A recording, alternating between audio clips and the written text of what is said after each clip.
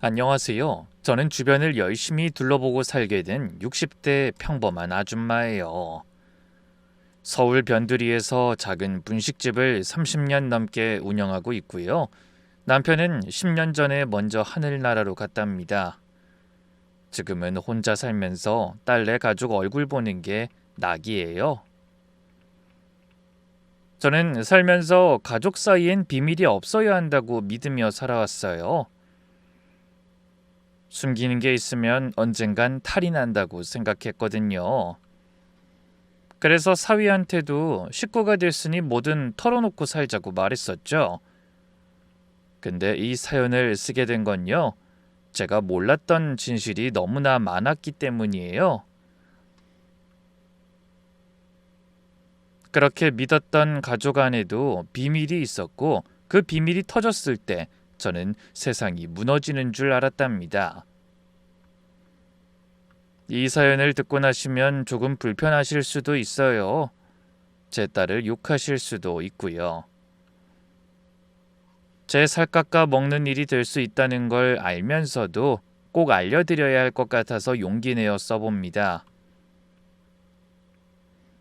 제 남편은 10년 전 딱 이런 겨울에 갑자기 떠났어요.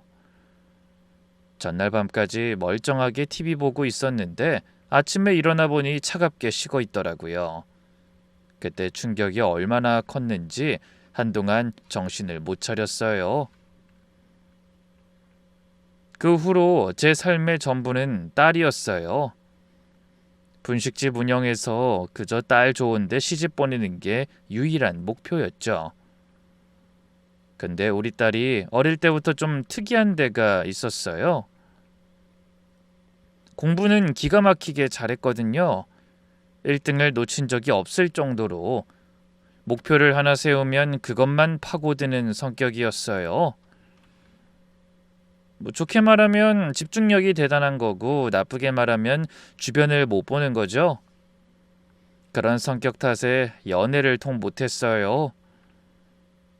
30살까지 소개팅만 수십 번 했는데 그것도 다 실패했답니다. 남자들이 한결같이 하는 말이 차갑다, 벽이 느껴진다 그런 거였어요. 공부만 시켰나 후회도 많이 했어요. 그러다 딸이 우연히 나간 중학교 동창회에서 괜찮은 사람을 만났다고 하더라고요. 엄마, 나 좋은 사람 만난 것 같아. 조만간 엄마한테도 보여줄게. 학교 다닐 때는 서로 모르고 지냈대요. 동창회에서부터 느낌이 좋았다고 하더군요. 얼마 안가 바로 딸이 그 남자를 집으로 데려왔어요. 그게 지금 제 사위예요. 첫인상이 아직도 생생하네요. 말수가 적은데 한마디 할 때마다 무게가 있었어요. 동갑인데도 우리 딸보다 훨씬 어른스러워 보였답니다. 사위는 중견기업에서 과장으로 일하고 있었어요. 성실하게 일해서 월급도 나쁘지 않았죠. 근데 가정 환경이 좀 안타까웠어요.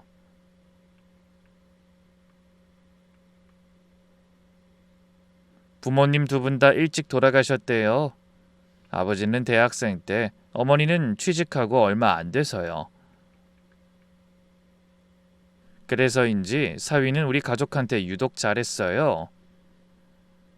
딸이 임신했을 땐 이런 일도 있었어요. 그때 혼자 가게 운영하느라 정신이 없었거든요. 어느 날 저녁에 사위가 불쑥 가게로 찾아와서 앞치마를 매더니 이러는 거예요. 장모님, 오늘 제가 가게 마무리 도와드릴게요. 어머니 요새 관절 안 좋으시다면서요. 손님 그릇 치우고 바닥 닦고 힘들다는 말도 없이 밤 늦게까지 묵묵히 일하더라고요. 가게 문 닫고 나오면서 저는 생각했어요. 앞으로 우리의 마음 편히 맡겨도 되겠다. 그 뒤에 제가 사위를 100% 믿게 된 결정적인 사건이 따로 있었어요. 몇 년 전에 제가 담낭 수술을 받아야 했거든요. 큰 수술은 아니었는데 비용이 꽤 들었어요. 저는 딸한테 걱정 끼치기 싫어서 돈 있다고 그랬었거든요. 근데 수술 끝나고 퇴원할 때 수납처에서 그러는 거예요. 보호자분이 이미 다 결제하셨는데요. 저는 딸인가 싶어서 전화했더니 딸도 모른대요. 나중에 알고 보니까 사위가 몰래 다 처리하고 간 거였어요. 사위한테 왜 그랬냐 그랬더니 그러더라고요. 어머니 돈은 다 어머니가 쓰세요. 대신 병원비는 말고요. 당연한 건데 뭘 그러세요. 그 말 듣고 전화기 붙들고 펑펑 울었어요. 그때부터 저는 사위를 친아들처럼 여겼어요. 어쩌면 친아들보다 더 믿었을지도 몰라요. 아들 둔 친구들이 말하던 그 든든함, 그리고 남편 없는 빈자리까지 다 채워줬으니까요. 저는 이 행복이 계속될 줄 알았어요. 그렇게 6개월 전쯤 딸한테서 전화가 왔는데 목소리가 이상하더라고요. 엄마, 어제 집에 이상한 일이 있었어. 무슨 일이냐고 물으니까 집 앞에 음식물 쓰레기가 쏟아져 있었대요. 현관문 앞 복도예요. 누가 일부러 가져다 부은 것처럼 지저분하게 널려 있었다고 하더군요. 아이고, 누가 취해서 실수로 그랬나 보다. 치우면 되지 뭘. 처음엔 대수롭지 않게 넘겼어요. 근데 일주일 후에 또 같은 일이 있었어요. 이번엔 양이 더 많았대요. 냄새가 너무 심해서 같은 층 이웃들이 항의까지 했다고 하더라고요. 엄마, 이거 좀 이상하지 않아? 딸도 그때부터 좀 신경이 쓰이는 눈치였어요. CCTV를 확인하려고 했는데 하필 그 위치가 사각지대였대요. 관리사무소에서도 누가 그랬는지 못 찾겠다고 했고요. 저는 그때부터 이상한 느낌이 들기 시작했어요. 한 번은 우연일 수 있어요. 근데 두 번은 우연이 아니잖아요. 누가 일부러 그러는 게 아닐까? 그 후로 2주 정도는 조용했어요. 전 그냥 지나가는 일이었나 보다 싶었죠. 딸도 더 이상 그 얘기를 꺼내지 않았고요. 그러다 어느 날 저녁에 딸한테서 전화가 왔어요. 엄마, 나 좀 무서워. 우리 딸은요, 원래 그런 말 잘 안 하는 애예요. 어릴 때부터 감정 표현을 안 했어요. 무섭다, 슬프다 이런 말 입에 담는 걸 본 적이 거의 없거든요. 그런 애가 무섭다고 하니까 저도 덜컥 겁이 났죠. 왜? 또 무슨 일 있어? 딸이 말하길 현관문 앞에 또 뭔가 있었대요. 이번엔 음식물 쓰레기가 아니었어요. 딸내 가족 사진을 어디서 구했는진 모르겠는데 그 사진이 찢어져 있었다고 하더라고요. 보니까 누가 일부러 찢어놓은 것 같아. 얼굴 부분만 구멍 나 있었어. 소름이 돋았어요. 이건 단순한 장난이 아니잖아요. 누가 우리 딸내 가족 사진을 구해서 얼굴 부분을 찢어서 현관 앞에 놔뒀다는 거예요. 그게 얼마나 섬뜩한 일인 줄 아시죠? 그날 저녁에 제가 딸네 집으로 갔어요. 현장을 직접 봐야 할 것 같았거든요. 가보니까 진짜 처참하더라고요. 사진은 칼로 수백 번을 그은 것처럼 날카롭게 찢겨져 있었어요. 안 되겠다. 바로 경찰에 신고해. 이건 진짜 가만히 있다간 큰일 나겠어. 퇴근하고 온 사위도 놀라서 보더니 딸 어깨를 감싸면서 저한테 말했어요. 어머니, 저희 아무래도 안 되겠어요. 이사 가야지. 그냥 이 동네 떠나려고요. 이사? 갑자기? 이 사람 요즘 밤에 잠도 못 자고 현관문 소리만 나도 깜짝깜짝 놀라고 여기 계속 있으면 안 될 것 같아요. 그리고 애도 위험할 것 같고요. 아니, 이사 비용은 어쩌려고. 갑자기 이사하면 돈도 많이 들 텐데. 사위가 쓸쓸하게 웃었어요. 괜찮아요. 적금 깨면 돼요. 그래도 우리 식구 안전이 먼저니까요. 그렇게 2주 후에 딸내가 이사를 했어요. 완전히 다른 동네로요.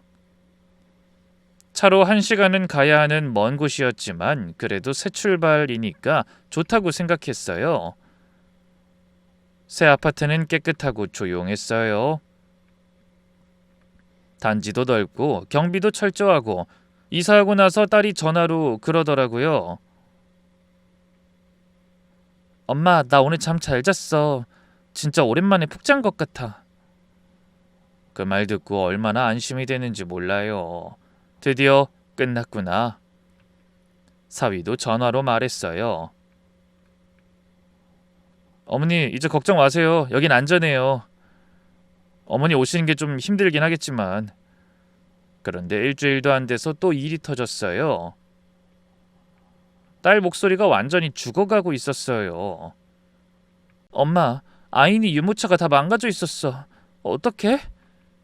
심장이 철렁했어요. 새 집인데 여기까지 누가 쫓아온 건가 싶었죠. 딸이 설명했어요. 아침에 손주 데리고 산책 나가려고 현관 앞에 세워둔 유모차를 끌고 나왔는데 바퀴가 이상하더래요. 살펴보니까 바퀴 나사가 다 풀려 있었대요. 일부러 분리를 해놓은 것처럼요. 만약에 내가 모르고 우리 아인이 태웠으면... 딸이 말을 잇지 못했어요. 저도 아무 말 못했죠. 어린 손주한테까지 손댄 거잖아요. 그래서 경찰은 신고는 했지. 응. 근데 CCTV에 교복 입는 애들 둘이 장난치고 간 것밖에 안 보인대. 둘이 전화기 붙들고 같이 울었어요. 우리 딸이 뭘 잘못했다고 이러는 건가 싶어서요. 그리고 며칠 후 결정적인 일이 터졌죠. 딸이 고속도로를 타고 가는데 갑자기 차가 휘청했대요. 타이어가 펑크난 거예요. 정말 아무 이유 없이 갑자기요. 딸이 겨우겨우 갓길에 차를 세웠는데 옆에서 차들이 쌩쌩 지나가는데 조금만 늦었으면 중앙분리대를 들이받을 수도 있었다고 하더라고요. 그날 정비소에서 타이어를 확인했는데 날카로운 걸로 구멍을 낸 흔적이 있었대요. 자연적으로 난 펑크가 아니라 일부러 그런 거였어요.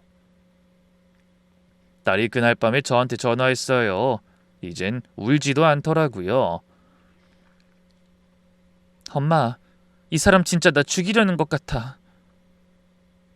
저는 등골이 서늘해졌어요.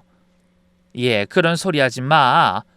아인이 유모차부터 내 차까지 점점 심해지고 있잖아. 다음엔 뭘 할지 몰라. 저는 뭐라고 해야 할지 몰랐어요. 사실 딸만큼이나 저도 불안하긴 마찬가지였죠. 그날 밤 저는 뜬 눈으로 밤을 새웠어요. 행복하게 아무 문제 없이 잘 살던 우리 가족한테 왜 하루아침에 이런 일들이 생기는 건지 머릿속이 복잡했어요. 그때 우리가 내린 결론은 한동안 딸과 손주를 당분간 제 집에서 지내게 하는 거였어요. 분식집 위에 작은 방이 2개 있거든요. 거기서 같이 지내기로 했죠. 사위는 혼자 그 집에 남았어요. 회사는 다녀야 하니까요. 그리고 만약에 또 무슨 일이 생기면 자기가 직접 잡겠다고 했어요. 어머니, 저라도 거기 있어야죠. 그래야 뭔가 단서라도 잡을 수 있잖아요.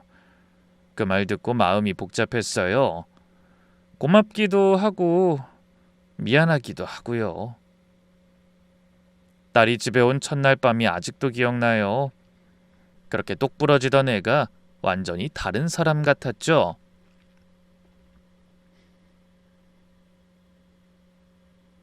저는 딸 옆에 앉아 아무 말 안 하고 그냥 같이 앉아 있었죠. 엄마, 내가 뭘 잘못한 걸까? 잘못 살았다는 생각이 들어. 뭔 소리야? 네가 뭘 잘못해? 딸이 무릎에 얼굴을 묻고 눕는데 너무 안쓰러웠어요. 딸 등을 쓸어주면서 말했어요. 괜찮아, 엄마가 지켜줄게. 그리고 네 옆에 김서방도 있잖아. 무슨 걱정이야. 딸이 고개를 끄덕였어요. 그래도 표정은 여전히 어두웠죠. 그러던 어느 날 오후 점심 장사 마무리하고 쉬고 있는데 전화가 울렸어요. 화면을 보니까 희숙이었어요. 30년 지기 친구인데 지금은 시내에서 금은방을 하고 있죠. 저는 반갑게 받았어요. 어머나 웬일이야 이 시간에. 가게야? 근데 희숙이 목소리가 좀 이상했어요. 뭔가 말하기 어려워하는 느낌이랄까요? 야, 잠깐 가게 밖으로 나와서 전화 받아봐. 아까 네 사위 여기 왔다 갔어. 저는 별 생각 없이 대답했어요. 사위가 금은방 간 게 큰일은 아니잖아요. 아, 그래? 뭐 사러 갔나 보네. 왜? 희숙이가 잠깐 침묵하더니 말했죠. 근데 그게... 내가 이걸 말해도 될지 모르겠네. 젊은 여자랑 같이 왔더라. 심장이 철렁 내려앉았어요. 잘못 들은 줄 알았어요. 희숙이가 조심스럽게 말했어요. 예쁘장하더라. 나이는 30 초반쯤 되어 보이고 둘이 반지를 고르더라. 머리 맞대고 서로 이거 어떠냐 저거 어떠냐 하면서. 저는 그 자리에 굳어버렸어요. 행주가 바닥으로 떨어졌는데 줄 생각도 못했어요. 야, 그거 확실해? 진짜 우리 사위 맞아? 내가 너 사위 얼굴을 몰라? 지난번 생일 때도 같이 밥 먹었잖아. 틀림없어. 머릿속이 하얘졌어요. 그날 사위는 분명 회사에 있어야 하는 날이었어요. 우리 애하고 손주 없이 혼자 집 지키면서 회사 다니면서 힘들게 버티고 있다고 했잖아요. 근데 이 상황에 여자랑 반지를 고르고 다닌다뇨? 야, 좀 더 자세히 말해봐. 그 여자 어떻게 생겼어? 마르고 화장기 없는 얼굴이고 옷차림도 수수했어. 화려한 스타일은 아니던데? 둘이 무슨 사이 같던? 희숙이가 뜸을 들이더니 말했어요. 글쎄, 뭐 연인 같기도 하고. 근데 가까운 사이 같았어. 서로 말 놓고 편하게 얘기하고. 제 심장이 쿵쾅쿵쾅 뛰었어요. 손이 떨리기 시작했어요. 야, 나 지금 갈게. 거기 있어. 저는 전화를 끊고 앞치마를 벗어던졌어요. 가게 문 닫을 생각도 못하고 그냥 곧바로 뛰쳐나갔죠. 택시 잡아 타고 금은방으로 향했죠. 가는 내내 머릿속이 복잡했어요. 설마 진짜일까? 우리 사위가? 그 착한 사위가? 아유, 그래. 뭔가 오해가 있을 거야. 희숙이가 잘못 봤을 거야. 그렇게 생각하려고 해도 가슴이 답답했어요. 불안이 가시질 않았죠. 그러다 갑자기 만약에 진짜 사위가 정말 바람을 피우고 있었다면? 그 생각이 드니까 갑자기 딸한테 일어난 이상한 일들, 음식물 쓰레기, 찢어진 사진, 망가진 유모차, 타이어 펑크까지 모든 게 연결되더라고요. 딸한테 원한이 있는 사람이 사위가 만나는 여자라면 말이 되잖아요. 사위가 바람을 피우고 있고 그 여자가 내 딸을 질투해서 해코지를 하는 거라면 말이 되잖아요. 저는 갑자기 분노가 치밀어 올랐어요. 그 착한 척하던 사위가 뒤에서 이런 짓을 하고 있었다니. 그리고 그 여자가 내 딸을, 내 손주를 위협하고 있었다니. 이 나쁜 놈, 내가 가만 안 둬. 금은방에 도착했을 땐 30분이 더 지난 후였어요. 희숙이가 안쓰러운 표정을 지었죠. 야, 진정해. 전화 받고 바로 온 거야? 너 지금 얼굴이 하얗다. 김서방은 어딨어? 벌써 갔어. 반지 맡기고 갔지. 늦었구나. 전 그 자리에 주저앉을 뻔했어요. 희숙이가 부축해줘서 의자에 앉았어요. 야, 물 마셔. 진정하고. 손이 떨려서 컵을 제대로 잡지도 못하겠더라고요. 희수가, 그래서 그 반지 어떤 거였어? 기억나? 심플한 은반지고 그렇게 비싼 건 아니야. 근데 안쪽에 글자도 새기더라. 글자? 무슨 글자? 다시라고 한글로. 연인 사이면 사랑해나 영원히 같은 말 새기는 거 아닌가요? 다시는 무슨 의미일까? 의문은 커지는데 답은 안 나왔어요. 그때 희숙이가 제 손을 잡았어요. 너무 충격받지 마. 아직 확실한 거 아니잖아. 뭔가 사정이 있을 수도 있고. 무슨 사정? 여자랑 반지를 맞추는데 무슨 사정이 있어? 희숙이가 말을 못하더라고요. 저도 더는 할 말이 없었고요. 그날 집에 돌아오는 길이 어땠는지 잘 기억도 안 나요. 머릿속으로 온갖 생각이 소용돌이 쳤죠. 사위의 얼굴, 그동안 보여줬던 모습들, 착한 척하던 그 모습이 전부 거짓이었을까? 집에 도착하니까 딸이 손주를 재우고 나오고 있었어요. 엄마 어디 갔다 왔어? 가게문도 안 닫고. 저는 딸 얼굴을 봤어요. 며칠간 푹 쉬어서 그런지 얼굴이 좀 나아 보였어요. 딸한테 말해야 하나 싶었는데 이제야 편안해진 딸을 보니까 말을 못하겠더라고요. 그리고 확실한 증거도 없이 말하면 안 되잖아요. 만약에 희숙이가 잘못 알기라도 한 거면 괜히 말했다가 둘 사이만 멀어지면 어떡해요. 저는 애써 웃었어요. 잠깐 아는 사람 만나고 왔어. 밥은? 딸이 고개를 끄덕였어요. 금방 먹었어. 엄마는? 나도 먹었어. 너 먼저 자. 피곤하지? 딸이 방으로 들어가고 저는 거실에 혼자 앉아 한참을 생각했어요. 어떻게 해야 할지. 결론은 하나였어요. 내가 직접 확인해야겠다.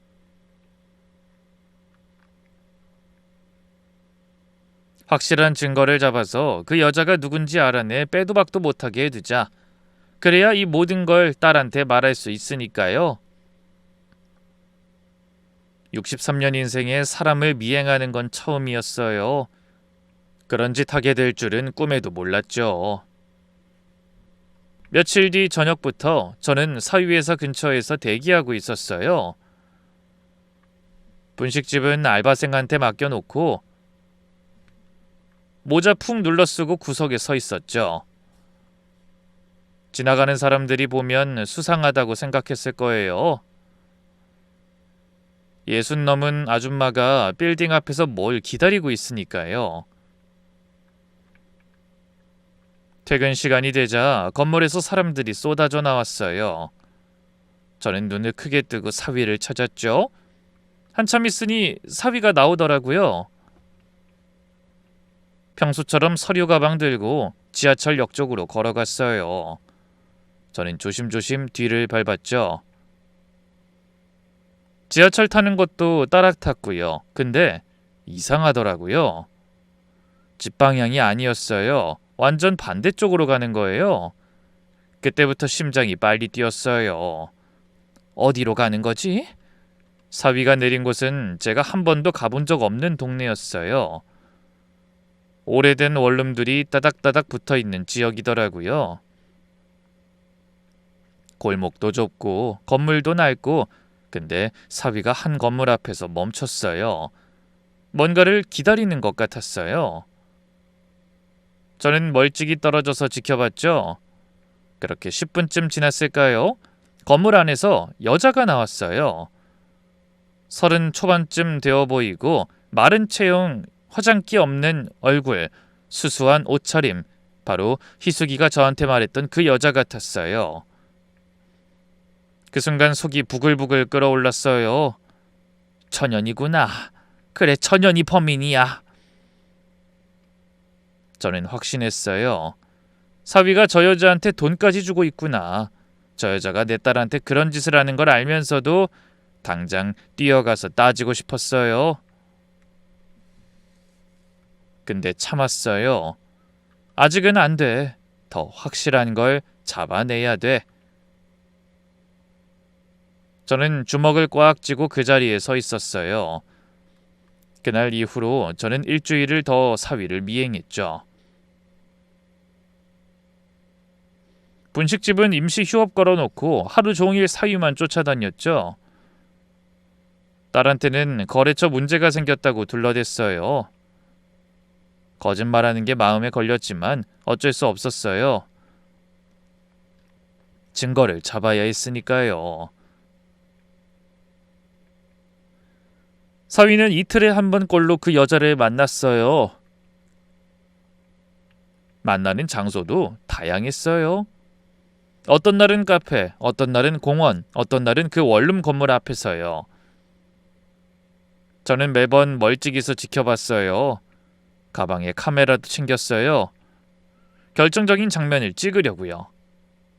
손잡는 장면이라든지 껴안는 장면이라든지 뭐라도 찍으면 증거가 되니까요. 그런데 며칠 지켜보니까 이상한 점이 있더라고요.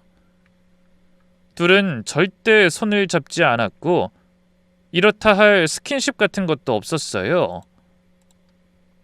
연인 사이라면 말할 때 서로 가까이 붙어 있잖아요. 카페에서 마주 앉아도 테이블 반대편에 떨어져 앉았어요. 공원에서 만나도 벤치 양끝에 앉았고요. 연인이라면 자연스럽게 가까이 붙어 있잖아요. 손이라도 잡고 어깨라도 기대고. 근데 이 둘은 철저하게 거리를 유지하더라고요. 처음엔 철저하단 생각을 했죠. 참 똑똑한 놈들이네. 사람들을 시켜서 일부러 저러는 거구나. 둘만 있으면 다르겠지. 사흘째 되던 날엔 사위와 여자가 골목 안쪽에 있는 작은 카페에서 만났어요. 손님이 거의 없는 한적한 곳이었죠. 저는 창문 밖에서 몰래 지켜봤어요. 사람 없으니까 이제 뭐라도 하겠구나 싶어 카메라를 꺼내들고 기다렸어요. 근데 1시간을 지켜봤는데 아무 일도 안 일어나는 거예요. 서로 대화를 하긴 하는데 분위기가 묘했어요. 사위가 뭔가를 열심히 설명하는 것 같았고 여자는 고개를 숙이고 듣기만 했어요.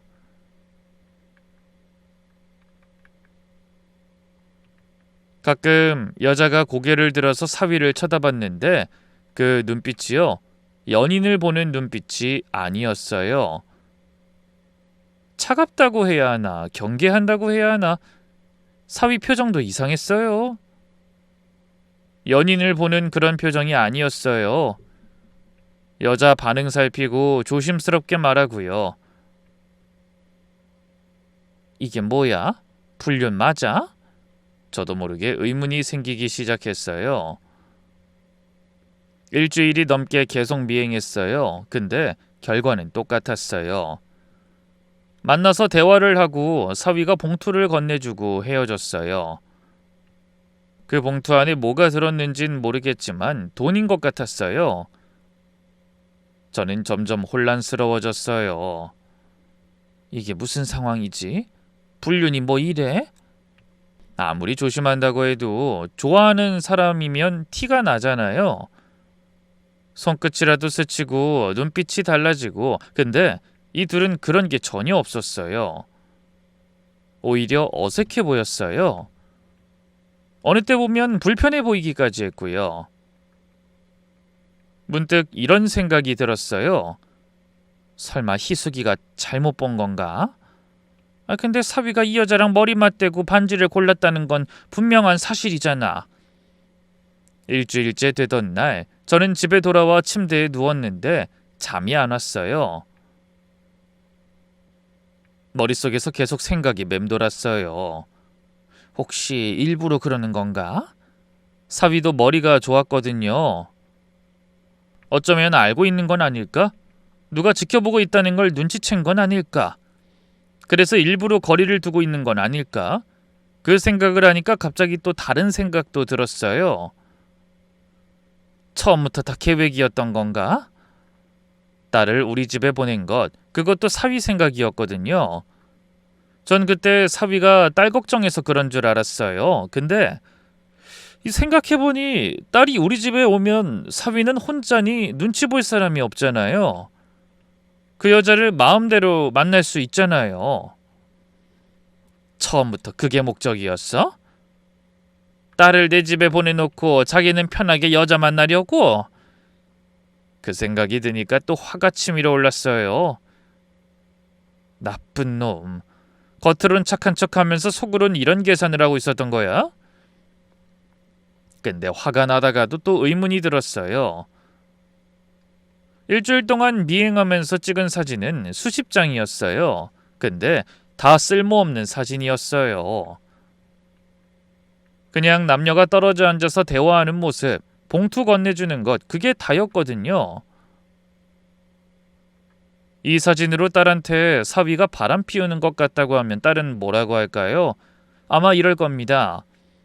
엄마, 이게 다 뭐야? 그냥 얘기하는 거잖아. 그리고 사위도 아는 사람이라고 발뺌하면 그만이에요. 저는 갑자기 허탈해졌어요. 일주일 동안 분식집까지 닫고 오들오들 떨면서 미행하고 밤잠도 못 자면서 고민했는데 결국 얻은 게 뭐예요? 아무것도 없잖아요. 화가 나야 하는데 어느 순간부턴 화보다 물음표가 더 커지기 시작했어요. 둘은 대체 무슨 사이지? 불륜이 아니면 뭐야? 그러기엔 돈까지 주잖아. 더 이상 이렇게는 안 되겠다고 생각했어요. 멀리서 지켜보는 건 한계가 있더라고요. 사진을 찍어도 소용없고 미행을 해도 답이 안 나오니 방법은 하나밖에 없었어요. 직접 물어보는 거예요. 저 여자한테 직접 가서 따지는 거죠. 넌 누구냐? 왜 남의 남편을 만나냐? 우리 딸한테 왜 그런 짓을 했냐? 불륜녀든 뭐든 직접 만나서 물어보면 알 수 있을 거예요. 그리고 솔직히요, 전 그냥 화가 났어요. 불륜이든 아니든 저 여자가 내 딸한테 나쁜 짓을 한 건 맞잖아요. 그렇지 않고선 이런 짓을 할 사람이 없었거든요. 그러니까 그거부터 따져야죠. 왜 그랬는지, 대체 뭐가 목적인지. 다음 날 저는 그 여자가 혼자 있는 틈을 노렸어요. 사위 없이 여자 혼자 원룸 근처 편의점에 앉아 있더라고요. 창가 자리에 앉아서 커피를 홀짝이고 있었어요. 제가 가까이 가도 쳐다보지 않더라고요. 멍하니 창밖만 바라보고 있었어요. 저는 심장이 곧 터질 것 같았죠. 내 딸을 괴롭힌 여자, 손주까지 위험하게 만든 여자. 속으로는 이성적으로 행동하자고 그렇게 되뇌었지만 소용없었어요. 발걸음이 저절로 빨라졌죠.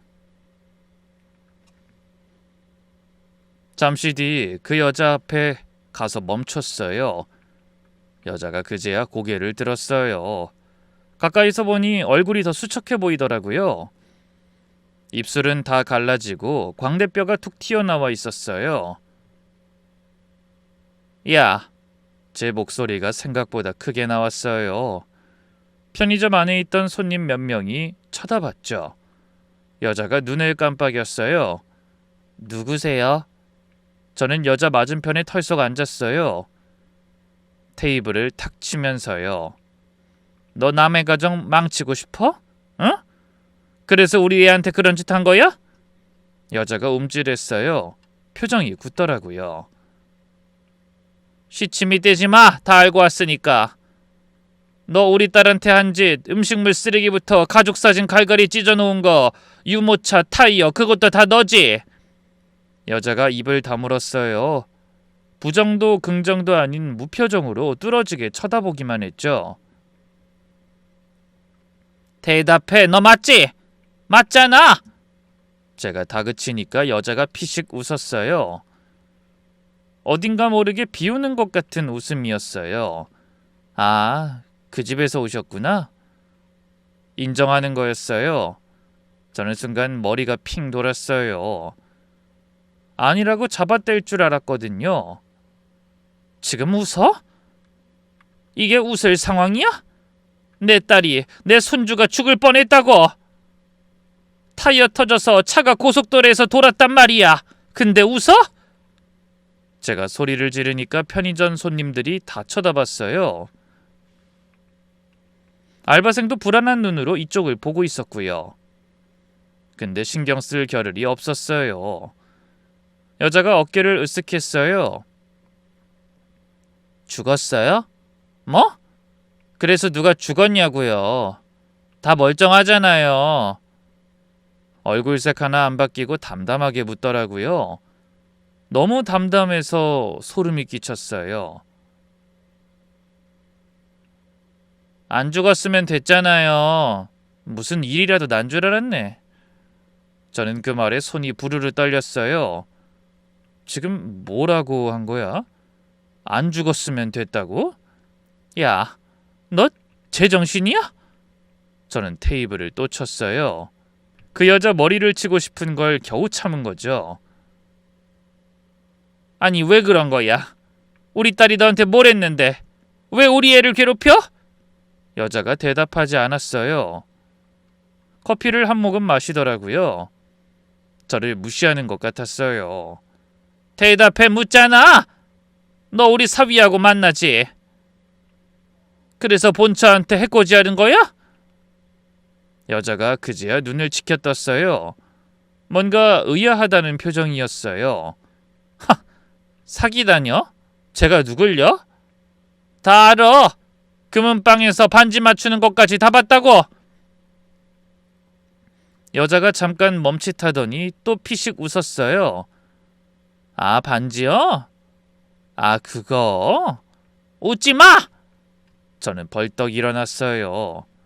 자꾸 비웃는 표정에 그 여자 머리채를 움켜쥐고 싶었죠. 이 건방진 년이 끝까지 저렇게 나오니까 이성이 끊어질 것 같더라고요. 야, 나 지금 참고 있는 거야. 경찰 부르기 전에 말해. 왜 그런 짓 했어? 목적이 뭐야? 여자가 기가 막히다는 표정을 짓더니 가만히 저를 올려다봤어요. 경찰요? 부르세요. 뭐? 부르시라고요. 저 잡아가면 뭐가 달라지는데요? 순간 여자 눈에 눈물이 고이더라고요. 근데 우는 게 아니었어요. 분노 같은 게 보였죠. 저 잡아가봐야 제 인생 더 망가지는 것밖에 없어요. 이미 바닥인데 뭐. 저는 당황했어요. 예상한 반응이 아니었거든요. 그러니까 왜 그런 짓을 했냐고. 이유가 뭐야? 저는 다시 다그쳤어요. 여자가 고개를 푹 숙였어요. 한참 동안 아무 말이 없었어요. 말 안 해? 진짜 끝까지 안 할 거야? 야! 무슨 말이라도 해보라고! 저는 참다 테이블을 넘어서 여자 팔을 꽉 잡았어요. 도저히 안 되겠다. 그래, 너랑 무슨 말을 해. 그냥 경찰서 가자.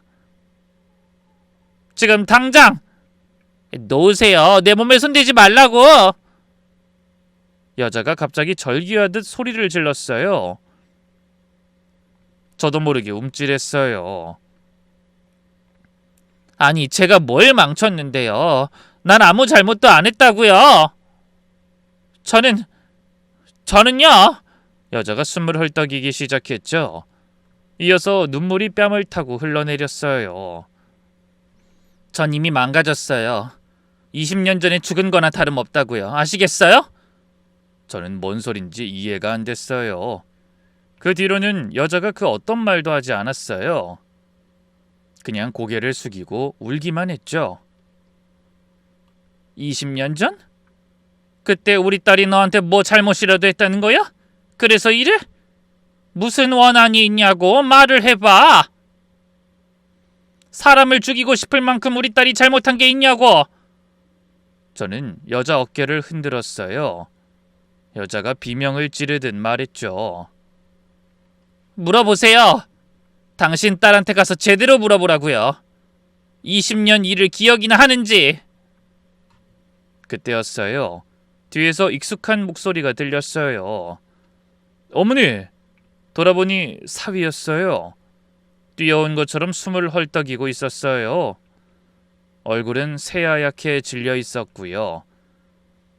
사위가 후다닥 다가와 저와 여자 사이를 갈라놓으면서 섰어요. 어머니 잠깐만요. 이러지 마세요. 진정하세요. 네? 진정? 진정하라고? 저는 사위를 차갑게 노려봤어요. 그런 눈빛으로 사위를 본 건 처음이었을 거예요. 아 맞다. 너도 한패지? 이 여자랑 같이 우리 딸 뒤통수 친 거니까. 사위가 고개를 저었어요. 아니에요 장모님. 다 오해예요. 말씀드리려고 했는데. 오해는 무슨? 금은방에서 반지 맞추는 거 다 알아. 이 여자랑 몰래 만나는 것도 내가 다 봤고. 어떻게 여자가 아무리 좋다고 처자식 죽이는 꼴을 그냥 구경만 해? 나쁜 놈. 저는 사위 가슴을 밀었어요. 비켜! 너하고 할 말 없으니까 인연 경찰서 데려갈 거야. 그런데 사위가 비키질 않았어요. 오히려 여자 앞을 막아섰어요. 어머니 제발요. 순간 머리가 멍해졌어요. 내 딸을 해치려고 한 여자 편을 드는 게 말이 되나요? 비키라고 했어. 저는 낮은 목소리로 경고하듯 말했어요. 너무 화가 나서 오히려 차분해졌죠. 너 지금 뭐 하는 거야? 네가 사람이야? 그런데 제 눈을 피하지 않고 사위가 저를 똑바로 봤어요. 어머니, 사정이 있어요. 제발 먼저 들어보세요.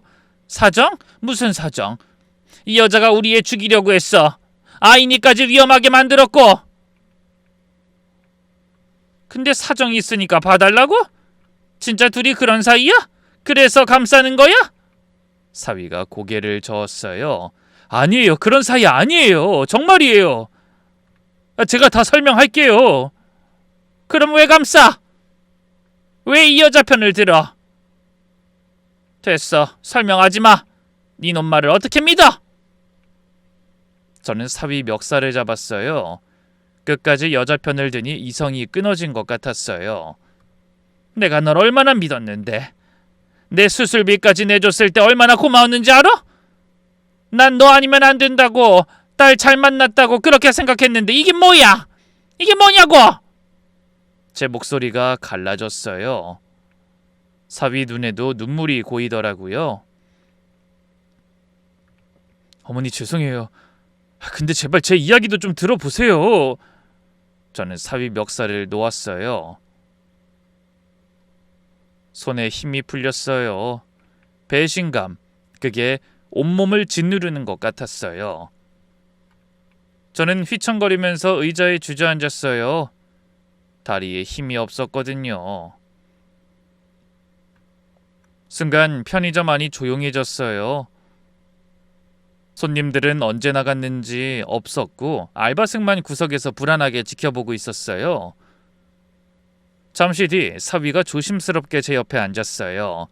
어머니, 전 힘없이 말했죠. 그래, 무슨 대단한 사정이 있는지 말해봐. 근데 변명이면 용서 안 해. 사위가 고개를 끄덕였어요. 그리고 여자를 돌아봤죠. 서연씨, 제가 장모님께 설명해도 될까요? 여자가 천천히 고개를 끄덕였어요. 사위가 깊은 한숨을 쉬고 입을 열었어요. 어머니, 이 사람 이름은 박서연이에요. 아내랑 같은 중학교 같은 반이었고요. 저는 사위를 내려다봤어요. 사위 눈에서 눈물이 흘러내렸어요. 네, 장모님 말대로 이 사람 아내한테 원한이 있는 건 맞아요. 근데 그 이유를 들으시면 아마 장모님도 이해하실 거예요. 긴 얘기니까 일단 집으로 가시죠. 저는 아무 말 없이 사위를 따라갔어요. 심장이 쿵쿵 뛰었죠. 대체 무슨 이야기가 나올지, 제가 그 여자를 이해하게 된다니 그때까지만 해도 전혀 예상이 안 됐어요. 사위차를 타고 집에 도착해서도 저는 화가 가라앉지 않았어요. 그래서 뭐야? 동창이라면서 둘이 왜 만나? 돈은 왜 주고? 반지는 또 뭐야? 저는 그 여자를 봤어요. 여자가 천천히 고개를 들자 눈이 빨갛게 충혈돼 있었어요. 사위가 저를 진정하라는 듯 무릎에 손을 얹더니 여자를 보면서 말했어요. 서연아, 네가 직접 말할래? 천천히 해도 괜찮아. 여자가 눈치를 살피더니 힘겹게 입을 떼기 시작했어요. 20년 전 일이에요. 중학교 2학년 때 저희 반에 인기 많은 남자애가 있었어요. 저도 그 애를 좋아했고요. 근데 그 남자애가 저한테 갑자기 말을 걸었어요. 그냥 숙제 물어본 거였어요. 그것뿐이었어요. 저는 가만히 듣고 있었어요. 근데 갈수록 여자의 목소리가 떨리기 시작했어요. 그날부터 지옥이 시작됐어요. 반 여자애들이 저한테 그러더라고요. 제가 꼬리쳤대. 그러면서 왕따를 시키기 시작했어요. 제가 말하면 다들 씹고 제 욕하는 건 다 보이게 하고 그 다음엔 급식에 이상한 거 넣고 체육복 찢어놓고 화장실에 가두고. 여자가 고개를 푹 숙였어요. 끔찍한 지난날이 고스란히 떠오르는 듯 했죠.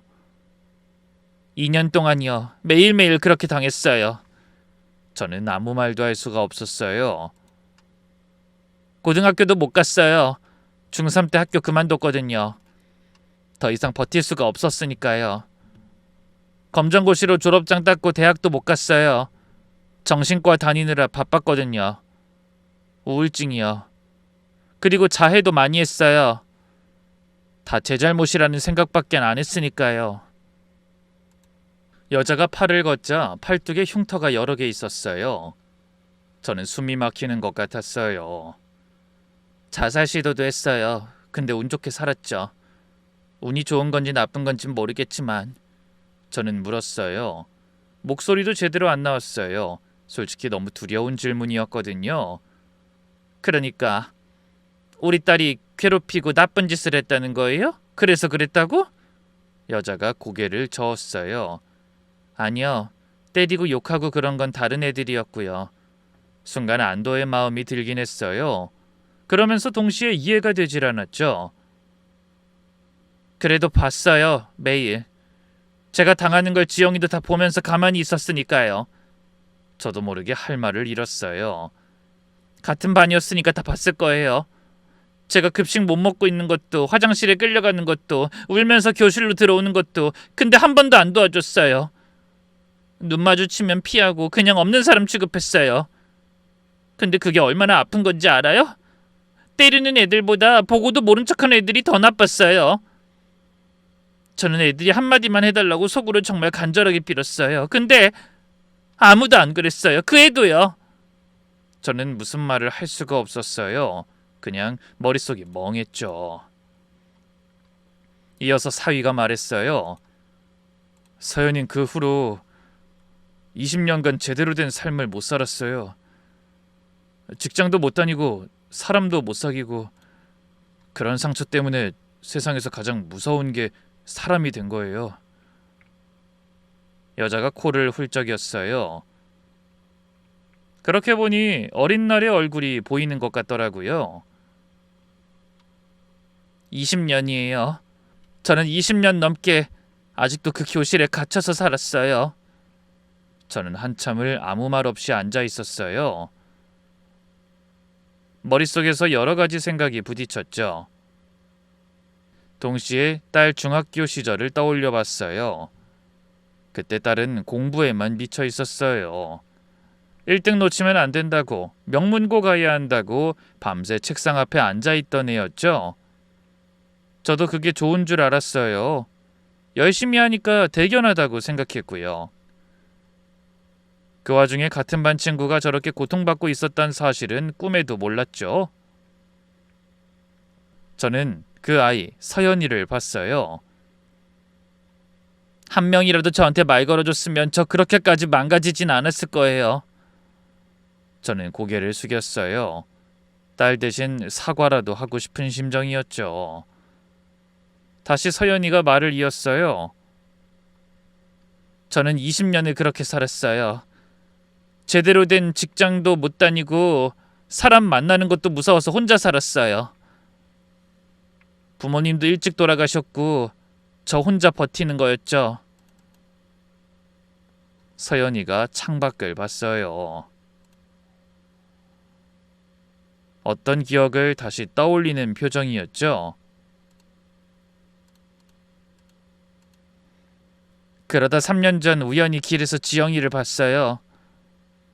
예쁜 옷 입고 유모차 끌고 행복한 얼굴로 걸어오더라고요. 아이도 예쁘고 옆에 남편인지 같이 있었고요.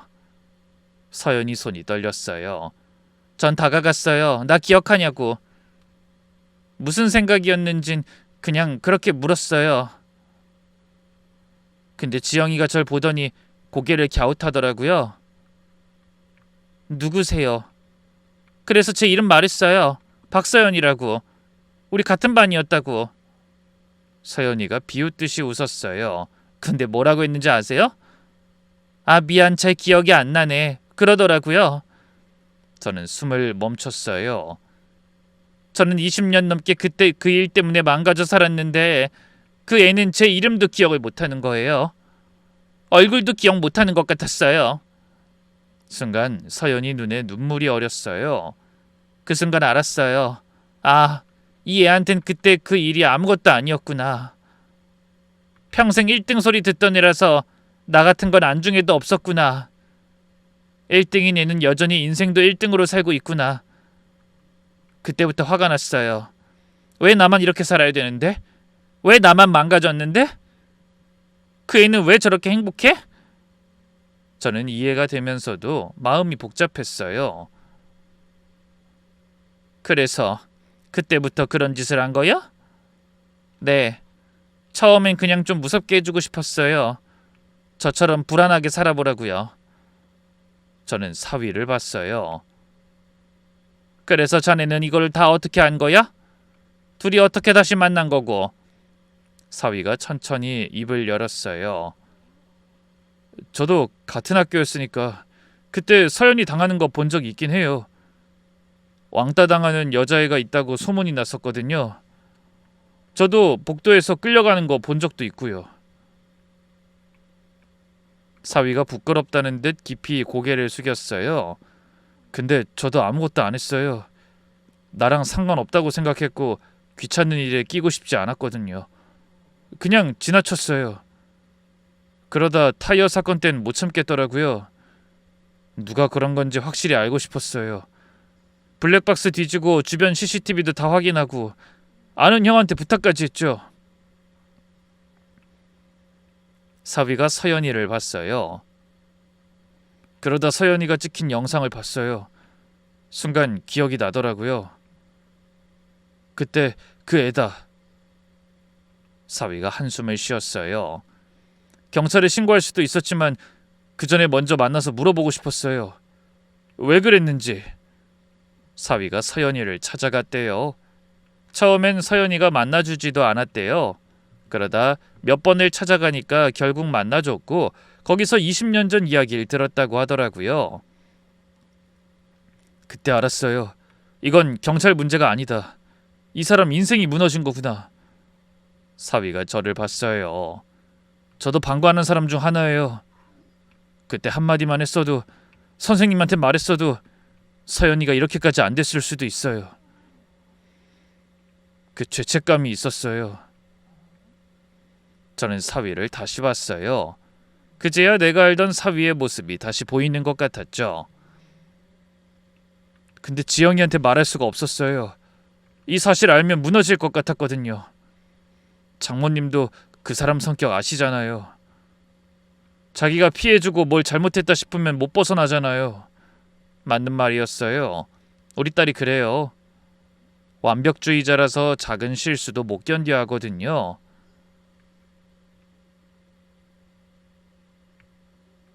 그래서 저 혼자 수습해 보려고 했어요. 서연이한테도 사정하고 아내 대신 사과하고 원하는 게 뭐냐고 제가 다 해주겠다고 빌었어요. 서연이가 미안함이 가득한 목소리로 말했죠. 그때 돈 같은 거 필요 없다고 했어요. 그냥 저처럼 불행해지면 된다고 생각했으니까. 사위가 고개를 끄덕였어요. 근데 계속 만나다 보니까 서연이한테 필요한 건 복수가 아니더라고요. 그냥 누군가 자기 편이 되어주는 거였어요. 20년 동안 늘 혼자였으니까. 그 뒤로도 사위가 서연이를 도왔대요. 밀린 병원비 내주고 생활비 지원해주고 취업 알선까지 해줬대요. 그것도 몇 달간 몰래요. 그럼 그 반지는? 제가 물으니까 사위가 씁쓸하게 웃었어요. 서연이가 처음으로 면접에 합격했어요. 20년 만에 처음으로 제대로 된 직장이에요. 그래서 기념으로 맞춰준 거예요. 다시라는 글자는 다시 시작하라는 의미고요. 저는 한참을 아무 말 못했어요. 어머니, 전 그냥 지영이랑 제가 진 빚을 어떻게든 갚으려고 한 거예요. 사실 저도 그때 아무것도 아는 사람이니까요. 이 정도는 해야 한다고 생각했어요. 저는 며칠을 고민했어요. 이 사실을 딸한테 말해야 하나 말아야 하나. 사위는 말하지 않는 게 좋겠다고 그랬어요. 근데 전 그게 아니라고 생각했어요. 딸이 알아야 해요. 자기가 뭘 했는지, 아니 뭘 안 했는지. 남편 마음은 그렇지만 또 자식 키우는 엄마 입장에서는 그게 아니었거든요. 그래서 딸을 불러서 얘기했어요. 처음부터 끝까지 다 말해줬죠. 서연이 이야기, 사위 이야기, 그동안 있었던 일들. 딸의 첫 반응은 정말 멍하게 넋을 놓고 듣는 거였어요. 그 애가 박서연? 아, 기억나. 조용한 애였는데. 딸이 중얼거렸어요. 엄마, 근데 나는 괴롭히고 그런 짓 안 했어. 그냥 같은 반이었을 뿐이야. 저는 딸을 봤어요. 근데 너도 봤잖아. 그 애가 당하는 거 보고도 가만히 있었던 건 사실이고. 딸이 움찔했어요. 엄마, 사실 그때 나도 어렸어. 무서웠어. 그런 애들하고 엮여서 나까지 당할까 봐. 그리고 솔직히 그땐 그게 그렇게 큰일인 줄 몰랐어. 공부만 하느라고. 저는 한숨을 쉬었어요. 그리고 단호한 목소리로 말했죠. 그래서 한 사람 인생이 망가진 거지. 아무도 봐주질 않으니까. 항상 공부 잘하고 자랑스러운 딸이라고만 생각했는데 처음으로 널 잘못 가르쳤다는 생각이 들었다. 딸이 고개를 푹 숙였어요. 그리고 며칠간 알아누웠어요. 밥도 제대로 못 먹고 말도 안 하고 처음으로 자기가 한 일을, 아니 안 한 일을 마주한 거죠. 이틀쯤 지나서 새벽에 딸한테서 전화가 왔어요. 울먹이는 목소리로요. 엄마, 나 아무래도 서연이 만나야 할 것 같아. 내가 직접 사과해야 할 것 같아. 저는 그 말 듣고 조금 안심이 됐어요. 그래도 우리 딸이 도망가진 않는구나. 딸이 서연이를 만나고 싶다고 했을 때 서연이는 계속 거부했다고 하더라고요. 뭐 당연한 반응이었죠. 저라도 서연이 입장이었으면 그랬을 거예요. 그래도 딸은 포기하지 않고 여러 번 연락했어요. 그러다 몇 주가 지나서 서연이가 먼저 연락을 해왔어요. 알았어. 그래, 만나자. 딸이 떨리는 마음으로 서연이를 보러 갔어요. 이건 나중에 딸을 만나서 들은 이야기인데 둘이 카페에 마주 앉아 한참 동안 아무 말도 못했다고 해요. 딸이 그랬대요. 미안해. 그때 내가 정말 비겁했어. 무서워서 못 도왔던 것도 맞고. 이제 와서 그게 무슨 소용이야. 소용없어도 사과는 할게. 진심으로. 네가 어떻게 살아왔는지 들었어. 정말 미안해. 서연이가 한참을 아무 말도 안 했대요. 그러다 갑자기 눈물을 쏟았대요. 20년간 참았던 무언가가 터진 것처럼요. 그리고선 둘이 한참을 울었대요. 아무 말 없이요. 그 후로 6개월이 지났어요. 서연인 사위가 연결해준 회사에 취직했어요. 작은 물류회사 사무직이었는데 꾸준히 다니고 있다고 하더라고요. 사위가 소식을 전해줬어요. 요즘 많이 밝아졌다는 그 말 들으면 저도 모르게 안심이 됐죠. 딸은 한 달에 한 번씩 서연이한테 손편지를 썼어요. 저도 뭔가 하고 싶었죠. 그래서 반찬을 싸서 보내기 시작했어요. 혼자 살면서 뭘 해먹겠어요. 편의점 음식만 먹고 있을 게 뻔했거든요. 답장은 없었어요. 딸 편지에도 답장이 없었고 제 반찬에도 답이 없었어요. 그래도 괜찮았어요. 받아주는 것만으로도 고마웠거든요. 어느 날 오후쯤 점심 장사 마무리하고 설거지하는데 문이 열렸죠. 어서 오세요. 말하다가 저도 모르게 멈췄어요.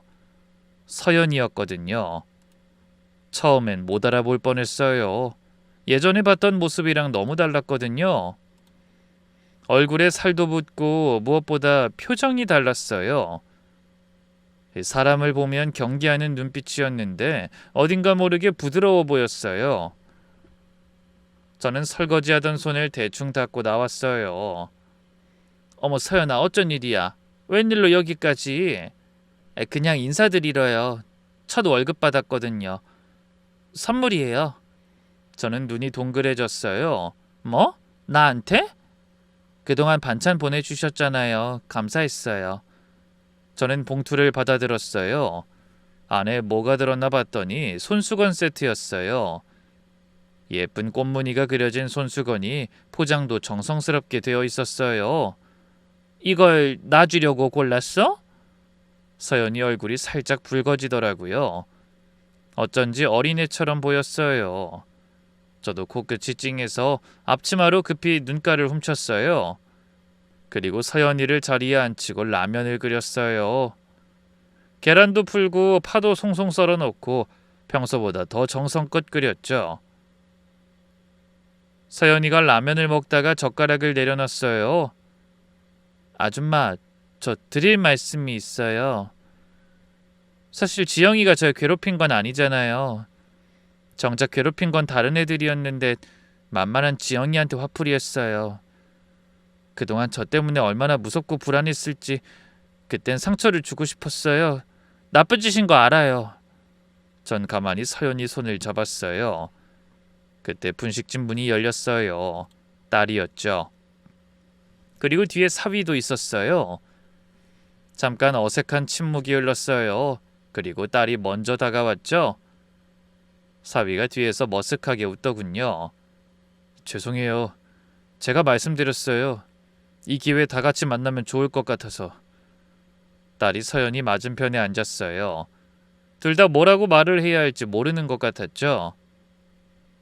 어색하게 머리를 긁적이더니 서연이가 먼저 용기를 내 말했어요. 아까 아줌마한테도 말했는데 사실 네가 날 괴롭힌 건 아니잖아. 정작 날 괴롭힌 애들한테는 가지도 못할 거면서 너한테 괜히 풀었던 것 같아. 정말 미안해. 딸이 고개를 저었어요. 아니야, 네 말 맞아. 보고도 모른 척한 게 더 나쁜 거야. 저는 옆에서 듣고 있다가 입을 열었어요. 나도 얘 어릴 때 공부만 잘하라고 했어. 주변 사람 챙기라는 말은 한 번도 안 했지. 그러니까 이렇게 된 거야. 공부밖에 모르고 주변은 안 보고 다 내 잘못이야. 딸과 서연이가 고개를 저었어요. 제 딸 같은 서연이를 다시 봤어요. 그러니까 우리 다 같이 미안한 거야. 앞으로는 서로 고마운 일 더 많이 만들자. 서연이가 입술을 꽉 깨물었어요. 눈물이 주르륵 흘러내렸죠. 사위가 다가와서 자리를 정리하며 서연이에게 부드럽게 말했어요. 서연아, 힘든 일 있으면 우리한테 말해. 반찬 필요하면 지금처럼 우리 장모님이 보내줄 거고 얘기 들어줄 사람 필요하면 이 사람이 들어줄 거고 도움 필요하면 내가 도울 테니까. 딸이 고개를 끄덕였어요. 언제든 연락해. 밤이든 새벽이든. 우리 이제 가족이나 다름없잖아. 서연이가 한참을 울었어요. 이번엔 그 눈물이 뭔가 풀어지는 것 같은 울음이었어요. 고마워. 그렇게 말해줘서. 감사해요. 서연이가 겨우 말했어요. 그날 우린 한참을 얘기했어요. 다 별거 아닌 일상 얘기였죠. 그날 우린 처음으로 같이 웃었어요. 어색하지만 진심이 담긴 웃음이었죠. 이 일을 겪으면서 많이 생각했어요. 우리 딸이 나쁜 아이였을까? 아니에요. 그냥 어렸고 그 나이에 남을 도울 용기를 내기가 어디 쉬워요? 그렇다고 잘못이 없는 건 아니에요. 봤으면서 모른 척한 건 분명 잘못이죠. 그래도 딸은 이제 좀 달라졌어요. 놀이터에서 혼자 있는 아이 보면 먼저 다가가게 된대요. 왜 혼자 있어? 같이 놀래? 하고요. 눈 돌려서 주변을 보게 된 거예요. 하루는 우리 딸이 저한테 그러더라고요. 엄마, 힘든 사람 외면 안 하는 거 그게 우리가 할 수 있는 거 아닐까? 저도 그 말에 동의해요. 대단한 영웅이 될 필요 없어요. 그냥 주변을 살피는 거예요. 힘들게 보이는 사람한테 괜찮아? 한마디 건네는 거예요. 그게 누군가한테는 평생을 바꿀 수 있는 한마디일 수도 있으니까요. 반지에 새겨진 다시, 그 말처럼 서연이, 우리 딸, 그리고 사위 모두 다시 시작하고 있어요. 삶을 돌아보며 다른 태도로 살아가고 있죠. 비록 우리 사위를 의심하긴 했지만 그래도 모든 게 우리 사위 덕분이라는 생각이 들어요. 진짜 대단한 사람이죠. 방관했다는 죄책감 하나로 그렇게까지 했잖아요. 마지막으로 여러분도 주변을 한번 둘러봐 주세요. 혹시 힘들어하는 사람이 있다면 모른 척하지 말아주시고요. 긴 이야기 끝까지 들어주셔서 감사합니다.